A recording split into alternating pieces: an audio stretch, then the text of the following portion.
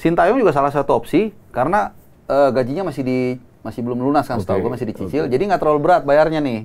Sintayongnya mau nggak? Nah, Sintayongnya mau nggak? Itu juga persoalan. Makanya gue bilang ini lebih gampang mecat daripada milih sebenarnya. Emang kenapa Sintayong kira-kira nggak mau, dia kenapa, Bang? Ya tentu kan dia ada sakit hati. Ya kita kan tahu lah bagaimana pemecatannya juga tidak terlalu mulus kan. Pasti juga ada dignity orang kan untuk ditarik kembali.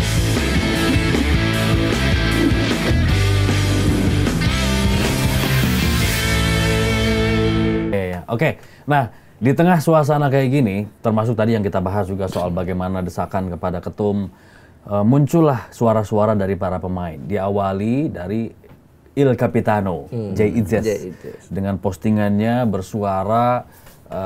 Menurut kalian ini apa yang hendak diharapkan oleh seorang Jay Itzes dengan ngomong? Gue tanya dulu, menurut lu dia bikin sendiri atau ada yang nyuruh? Copy paste. Menurut lu gimana? Kaget ya ditanya ya. Sebenarnya ada dalam hati jawaban, cuma nggak enak keluarin, ya kan? Oke, Bung Ai silakan lah, sapu dulu. Nah ini, hormati upaya PSSI, Kapten Timnas Indonesia Jay Itzes minta publik hentikan kritik berlebihan ke Erick Thohir. Jadi Lokers bisa baca berita lengkapnya di okezone.com, tepatnya di Okezone Bola. Ini Mas Bur bukan nulis? Oh, bukan. Kalau gue bilang gini, gue sampai detik ini masih sangat menghormati Il Capitano Jay Itzes. Dan gue masih menganggap dia dalam posisi yang tidak mudah untuk menulis itu, terlepas dari mau disuruh atau enggak saat ini. Cuman gue berharap profil atau model yang seperti ini mudah-mudahan nggak ada lagi. Mudah-mudahan. Anggaplah ini situasi yang sulit, hanya sekali terjadi. Besok-besok udah deh, federasi speak up aja, ngomong apa adanya, secara gentleman, nggak usah libatin yang lain-lain gitu. Kalau gue gitu pendapat gue. Jangan jadikan pemain sebagai ini bumper gitu. Jadi wayang lah. Gitu. Karena gue baca status lu kemarin influencer, buzzer, nah sekarang pemain, kapten kami gitu. Lah, gua kan lagi ngomongin sepak bola Tanzania. Oh iya bener. Emang gua udah sebutin timnas mana? Nggak ada. Oh iya. Jangan framing gua dong. Kalau nggak salah Gambia juga gitu deh. Nah, kan bener kan tuh. Gambia sama Mauritius tuh. Mauritius. Madagaskar sekalian. Kalau menurut Bang gimana? Iya, kalau menurut gua bener tadi yang Harpa bilang bahwa terlepas ada yang suruh atau enggak ya. Karena abis itu disusul pemain lain juga sama gitu. Tapi katanya yang sebagian nggak ada nge-repost kalau nggak salah. Jadi pelornya kemana-mana nih nembaknya. Iya terlepas dari itu ada yang suruh atau enggak, gue sih berharap ya jangan lagi ada kedepannya kayak gitu-gitu. Biarin situasi itu diselesaikan ya, kalau urusan pengurus aja selesaikan. Jangan kayak era-era sebelumnya. STY juga kan sempat begitu kan. Kalau Pak Iwan Bule mundur, saya juga mundur. Pernah kayak gitu. Nggak perlu lah gitu. Istilahnya kita harus mulai profesional bahwa urusan pengurus dan ini urusan profesional gitu. Harus tetap ada skatnya lah. Jangan kecampur-campur kayak gitu. Terus satu lagi nih. Nggak usah pakai buzzer sama influencer lagi deh. Kenapa? Biarkan orang ngomong apa adanya. Biarin. Kan toh kalau lo offside kan urusan lo kan. Dari situ lu saring. Lu saring mana yang kira-kira ini masuk akal. Kan nggak semua juga saran tuh benar kan. Kritik juga ada yang juga menghujat. Biarin aja natural, nggak ada masalah. Kalaupun ada yang bilang, wah dia juga pakai buzzer ngarang-ngarain, orang juga nggak goblok lah. Tahu mana yang tendensius, mana yang memang murni kritik. Jadi biarin aja nih, kayak kita ngajak emas kan. Yang penting ambil dulu sebanyak-banyaknya, sisa emasnya lu ambil. Itulah kritik yang akan membangun mereka.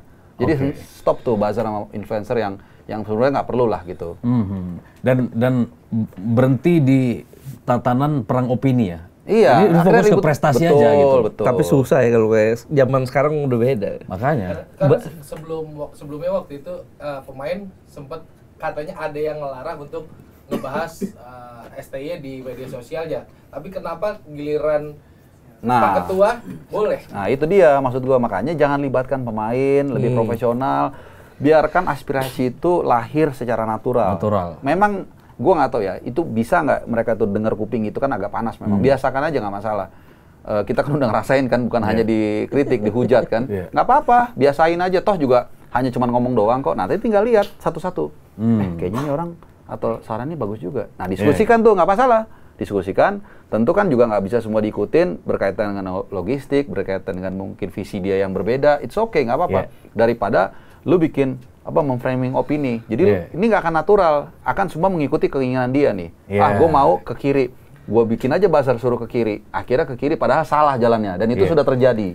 Nah itu kalau gue boleh saran, dan ngurangin ongkos juga bos, bayar buzzer kan mahal. Iya, mendingan bayar pandit ya. Sarua keneh ya, sarua keneh. Podo wae katanya. Oke, kita sekarang mencoba untuk melihat ke depan ya. Nah, setelah gagal di Piala Dunia, PK sudah diberhentikan. Mulai dari mana kita menata tim nasional? Ya dua, pilih pelatih secepatnya yang bagus, tadi udah kita bahas secara panjang lebar, dan kedua komunikasi. Secepatnya ya, langsung? Secepatnya. Nggak perlu PLT dulu atau caretaker dulu? Piala Asia itu 1 tahun 2 bulan lagi loh, atau 3 bulan lagi lah. Dan AFF juga tahun depan, pertengahan. November ada FIFA Matchday. Iya, November ada FIFA Matchday, jangan terlalu lama juga, tapi juga jangan buru-buru, jangan gerusak-gerusuk gitu. Terus yang kedua pola komunikasi, udah itu. Pola komunikasinya selama ini kan mungkin PSSI merasa lagi di atas angin. Ya kan, dengan segala macam vibes tim nasional kita kan, tapi kemudian dia membuat batas misalnya dengan media, membuat yang dari yang gue alami ya, kemudian juga mengeksklusifkan konten yang mereka punya, terus juga nantang sana nantang sini, kayaknya merasa kayak kebal hukum atau apa, gue nggak ngerti. Nah itu diperbaikin, karena nanti yang tadi sempat disinggung Ais, masalah non teknis mulu nih yang kita urusin nih. Sementara kita main bolanya kapan gitu loh. Jadi dua itu sih yang paling utama. Jadi tugas mereka lah, mereka kan yang dibayar kan untuk cari itu solusinya. Pelatih yang kira-kira cocok siapa? Kalau menurut gue sih dengan pelatih dengan kedekatan itu ya, kedekatan. Nah ini kita lihat dulu. Rumor beberapa nama yang diproyeksikan sebagai pengganti Kluivert. Gini, pertama-tama boleh dikomentarin ya. Lanjut, pertama aja. Yang perlu diingat, cek dulu isi kantong. Jangan gitu listnya Zidane lah apalah, kantong cuma sedikit. Emang sekarang udah nggak stable dulu? Ya nggak tahu, makanya gue bilang cek dulu kan. Pasti masuk nggak ini Erik ten Hag, ini mahal-mahal semua nih. Dan mereka juga belum tentu mau. Nah, mereka belum tentu mau atau lagi available nggak. Nah itu dulu yang pertama tuh, baru kita bicara soal kecocokan dan lain-lain. Nah satu yang kita jangan lupa juga, kita udah punya direktur teknik nih. Nah udah dibayar mahal bro, tanya aja gimana menurut kalian, laporin ke gua, kira-kira gimana. Ya udah tinggal lihat gini, oke ini plus minusnya. Menurut lu siapa? Menurut gue sih antara ini sama ini. Kenapa? Gini. Tapi gue maunya begini gimana? Oh ya udah terserah ketua umum, selesai gitu. Udah bayar mahal-mahal direktur teknik, suruh kerja lah. Iya benar. Karena ini bagian dari tugasnya. Oke, ini oke. Lu pilih yang mana bang? Gue sebenarnya kalau gue ya ada dua sih. Jesus Casas atau Timur Kapatse. Cuman Timur Kapatse ada di sini. Timur Kapatse jadi asisten ya setelah Cannavaro masuk. Iya, jadi asisten. Dia kontrak ini udah kontak. Desember habis kontraknya. Oh iya. Iya, udah kontak langsung. Aman. Nah, cuman Sintayong juga salah satu opsi karena gajinya masih belum lunas kan, setahu gue masih dicicil. Jadi nggak terlalu berat bayarnya nih. Nah, Sintayongnya mau nggak? Itu juga persoalan. Makanya gue bilang ini lebih gampang mecat daripada milih sebenarnya. Emang kenapa Sintayong kira-kira nggak mau, dia kenapa bang? Ya tentu kan dia ada sakit hati. Ya kita kan tahu lah bagaimana pemecatannya juga tidak terlalu mulus kan. Pasti juga ada dignity orang kan untuk ditarik kembali. Menurut gue. Tapi bukannya dia udah ngomong kalaupun misalnya gue dipanggil lagi, syaratnya adalah gue dikasih kewenangan yang lebih. Intervensi. Ya tanpa intervensi. Ya nggak tahu, mungkin juga bisa juga ya. Gue nggak tahu apakah dia mau rekonsiliasi. Dan kedua, apakah juga mungkin Pak Ketum mau narik dia juga. Kita kan nggak tahu nih. Betul. Nih, jadi banyak lah. Ini lebih repot nih milih pelatihnya nih. Yang ideal siapa menurut kalian? Kalau gue sih, gue menyayangkan Patrick Kluivert dipecatnya segerbong ya. Sehingga jadi, kalau gue berpikiran kalau saat Patrick Kluivert di Depak ya Alex Pastor yang naik jadi. Ya nggak apa-apa di Depak dulu, panggil lagi Pasturnya sendiri. Iya sih. Iya bisa karena juga. Karena nggak mulai dari nol ya. Iya, karena nggak mulai dari nol lagi. Alex Pastor paling nggak udah tahu karakter pemain, udah tahu. Paling nggak udah hampir setahun ya, hampir setahun dia bersama Patrick Kluivert di timnas. Dan juga dia ini kan kalau kita dengar-dengar di media-media Belanda nih profesornya pelatih Belanda dan kan? Pragmatis gaya mainnya cocok sama gaya mainnya pragmatis gitu loh, mirip Sintayong. Dia nggak gila ofensif, nggak gila ball possession, tapi hasilnya zong. Ya dia menurut gue cocok lah dengan karakter pemain-pemain kita. Dan untuk fans dia juga nggak ada red flag kan? Betul. Ya kelihatan simpati lah orangnya, itu juga penting kan. Tapi again di November itu akan jadi validasinya kan. Kalau tiba-tiba dia main impresif, mungkin aja lanjut aja boleh nih gitu, bisa aja. Tapi terakhir kan udah didepak semua tuh, jadi nggak ngerti juga deh. Cuman masalahnya kan Alex Pastoor namanya nggak sebesar Patrick Kluivert nih. Ini kadang-kadang kan yang gua khawatirin PSSI nyarinya orang-orang yang sukanya punya, Mourinho lah atau siapa lah. Ya kan bener kata Harpa tadi, kita lihat kantongnya dulu. Iya memang. Nggak, maksud dia takutnya Pastoor itu kan nggak punya nama. Paling nggak dia tuh pengen tuh yang kayak gitu. Mantan pemain kayak Patrick Kluivert. Kalau menurut gua nggak masalah sih. Sebenarnya nggak masalah. Nggak masalah, menurut gua nggak masalah. Tavares gimana Tavares? Ya, bisa Bernardo aja Tavares sih. secara CV sih dia cukup lumayan bagus ya. Dia pernah jadi salah satu asistennya Jose Mourinho di klub Portugal, gue lupa, Porto kalau nggak salah. Bisa aja sih. Iya. Makanya tuh harusnya tuh direktur teknik membedah lebih dalam nih Betul. orang-orang ini. Kita kan juga hanya lihat permukaan ya, kelihatannya dia emang pelatih yang bagus lah. Itu bahkan Iya. Bojan Hodak juga mungkin aja bisa. Kalau Katanya rumornya Bojan Hodak juga dua-duanya masuk radar. gede-gede dua-duanya iya, kan. kalau 4 nama di atas gue pikir agak susah ya, Iya. karena Dia kan lagi sama si Arne Slot kan. iya, enggak masalahnya Asis. bukan cuma masalah dia ada bersama Arne Slot, duitnya ada enggak? Iya, duitnya ada balik lagi, betul. Iya, Erik ten Hag, Van Bommel, Van Bronckhorst, Cocu gitu. Ini Erik ten Hag juga gagal di Indonesia. ini mungkin pertanyaannya berkaitan Kali ya. aja Indonesia berhasil. Dan gagal juga di Leverkusen kan? Iya. Kalau terakhir tuh. Ini mungkin pertanyaan berkaitan nih. Ke depan gimana nasib naturalisasi kita? Apakah masih berlanjut Lanjut. atau stop? Kalaupun maksudnya prosesnya. Proses. Iya. Oh. Kemarin kan karena kita semakin naik level ke round 3, round 4, naturalisasi ditambah terus. Iya. Nah, ini kan udah selesai nih Piala Dunia. Ke depan kan mungkin akan lebih landai ya. Nah, apakah tidak semasif kemarin atau memang berhenti total atau bagaimana? Nah, mungkin karena ini akan mempengaruhi juga pemilihan pelatihnya. Iya. Maksud gua gini, kita kan udah satu tim nih punya pemain naturalisasi diaspora nih, kalau misalnya diturunin 11-11-nya bule Lebih udah lagi, bisa 20-an malah. plus pemain cadangannya Iya. udah bule semua tuh. Nah, kalau memang kita mau mengadopsi gaya main Eropa atau Belanda misalnya, bukan berarti total football juga, pokoknya gaya main Eropa yang simple, taktis, efisien tapi efektif, bisa cetak gol gitu ya, defense juga bagus. Ya udah sekalian aja yang main bule semua, pelatihnya juga yang Diaspora yang semua. belum, iya diaspora semua, yang belum terkontaminasi dengan kultur sepak bola yang mungkin masih belum levelnya di Asia misalnya. Karena ini berkaca juga dari laga lawan Irak dan juga Arab. Beckham, Mark Klok, Sayuri bagus, tapi banyak orang bilang kayaknya di level Asia ternyata belum gitu kan. Atau ya udah kita balik lagi nih. Kita balik down to earth, kita balik benahi liga lokal. Bibitkan pemain-pemain bagus dari kompetisi domestik sampai bisa digabungin dan pilihlah satu pelatih yang benar-benar cocok bisa mengakomodir ya, memoles semua pemain dari berbagai latar belakang ini jadi satu kesatuan yang padu, yang solid, yang hebat. Iya, gue pikir yang kedua ya, bahwa kita nggak, walaupun ini tim semuanya pemain-pemain Eropa, semuanya diaspora, nggak menjamin bahwa kita bisa menang lawan Arab Saudi, lawan Jepang. Kita juga butuh pelatih yang kenal karakter pemain-pemain Asia.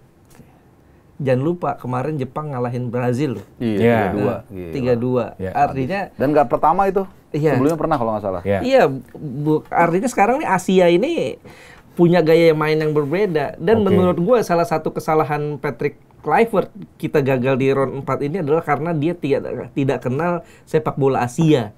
Bagaimana gaya main Arab Saudi, bagaimana gaya main Irak gitu, karakter pemain-pemain Irak yang seperti ini, karakter pemain-pemain Arab Saudi yang seperti ini. Jadi menurut gue kita butuh pelatih berkualitas, iya. Kita butuh mungkin nama besar ya nomor 2 Bonus lah. ya, bonus. Bonus lah kalau nama besar. Kalau gue bilang sih tetap beriringan ya. Tadi kan lo tanya kan, ini diaspora tetap jalan nggak? Terus gimana dengan Iya. liga lokal? Menurut gue tetap beriringan. Iya. Nggak bisa nggak. Ya idealnya gitu pasti kan. Kan ini kan istilahnya kan percepatan kan Iya. katanya. Ya berarti artinya harus ada yang jangka panjangnya itu. Iya. Tetap harus ada. Itu juga banyak karena di pertemuan dengan stakeholder sepak bola dengan Pak Ketum dan kawan-kawan di Menara dan Reksa beberapa bulan lalu, gue menangkap kesan beliau itu agak terlalu terfokus ke timnas. Untuk sesaat mungkin oke, tapi jangan lupakan juga nih Liga 1, kemudian EPA, grassroots, bahkan udah berkali-kali gue bilang pembinaan sepak bola itu menurut Tom Bayer yang mungkin kalian pernah dengar ya, itu dia bapaknya grassrootsnya Jepang, gue pernah ngobrol langsung dengan beliau. Dia bilang anak itu diajarin cara menahan bola tuh dari mulai dia bisa jalan.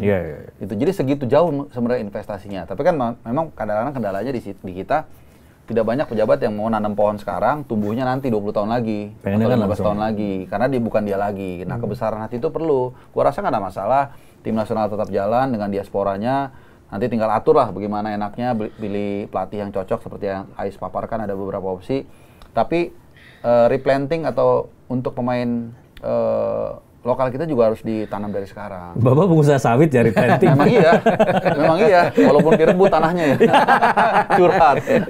Jadi gitu. Harus nemuin filosofi sendiri lah ya. Iya, untuk sementara nggak apa-apa. Dan kita berterima kasih buat para pemain diaspora kita. Dia membuat kita juga bersatu, happy. Tapi ya untuk next-nya kan, dan juga kan lama-lama keturunan keempat udah nggak bisa setahu gue tuh. Iya, dan gue pikir kalau yang dari kolonial penjajahan Belanda ini ya udah selesai di sini nih gitu. Paling ya setahun 2 tahun ke depan aja. Mungkin ada. Iya, Jepang kan prosesnya lama tuh. Dia aja menargetkan juara. Iya. 100 year vision. Iya, gila nggak tuh? Makanya tadi 2050 kan target juara kan? Target juara, betul, bukan target lolos, target juara Piala Dunia, dan semakin dekat. Dia udah ngalahin Spanyol, bisa ngalahin Jerman, Brasil. Terakhir Brasil. Hampir menang dari Belgia di perempat final 2018. Target 100 tahunnya itu bisa dia capai lebih cepat. Berarti yang paling mungkin kita dari pembinaan usia muda ke kompetisi, atau kayak Pak Erik bilang kemarin langsung ke timnas gitu. Ya semua lah. Harus semua. Mulainya dari mana gitu? Semua berbarengan. Kalau yang ya harus begitulah. Kan namanya Persatuan Sepak Bola Seluruh Indonesia, bukan Persatuan Sepak Bola Timnas Indonesia. Iya. Ya memang kelihatan berat karena ada PR-nya banyak. Tuh. Iya. Itu nggak usah diomongin. karena PR-nya banyak. Iya. Ini belum, itu belum. Memang, tapi ya kalau misalnya kita punya political will, perlahan tapi pasti, gitu, pelan-pelan gitu. Semua. Iya, sebetulnya semua nggak harus ketum ya. Ini yang jadi penasaran gue sekarang ya. Beberapa tahun terakhir, bahwa harusnya ketum itu punya bagian direksi itu lagi, biro-biro lagi. Ini biro kompetisi. Atau libatkan swasta ya? Ya pasti harus, karena untuk bikin kompetisi itu nggak murah. Dan Jepang juga gitu. Jepang awalnya. Jepang awalnya mereka ini kan liganya liga amatir kan, perusahaan-perusahaan. Nah, sejak 92 mereka bikin J-League, mereka tarik-tarikin tuh BUMN untuk jadi sponsor. Iya, betul. Nah, makanya yang dari Jepang itu, Mister siapa, yang di sana di Liga Jepangnya itu direktur media dan kerjasama bisnis, itu kita hire kan, jadi cuman di sini lebih ke teknik atau gimana tuh? Yang ada yang orang Jepang juga gua ininya tuh belum tahu gua. Ya mungkin maksudnya mau mencangkok ya. Iya. Apa yang dilakukan Jepang. Oleh Jepang. Ya, bagus juga sih, karena Jepang kita tahu kan sangat rigid kan. Artinya dalam melakukan sebuah pekerjaan mereka pasti total. Betul. Bahkan tadi yang gue sebut itu, tapi dia bukan orang Jepang sih. Si Tom Bayer itu tuh orang New York. Sebenarnya udah sempat ke kita tahun 2010 atau 11. Cuman dia bilang lagi. Yang dia bilang benahin sepak bola Indonesia tuh apa? Iya. Dia sempat ngomong. Intinya lagi kacau lah. Dia udahlah kusut. Jadi dia akhirnya cabut ke Jepang. Akhirnya Jepang yang maju tuh. Termasuk dia bilang kayak Mitoma atau apa, bikin liga kuliah. Jadi ada beberapa pemain tuh, salah satunya Mitoma setahu gue ya. Kita ada liga santri loh.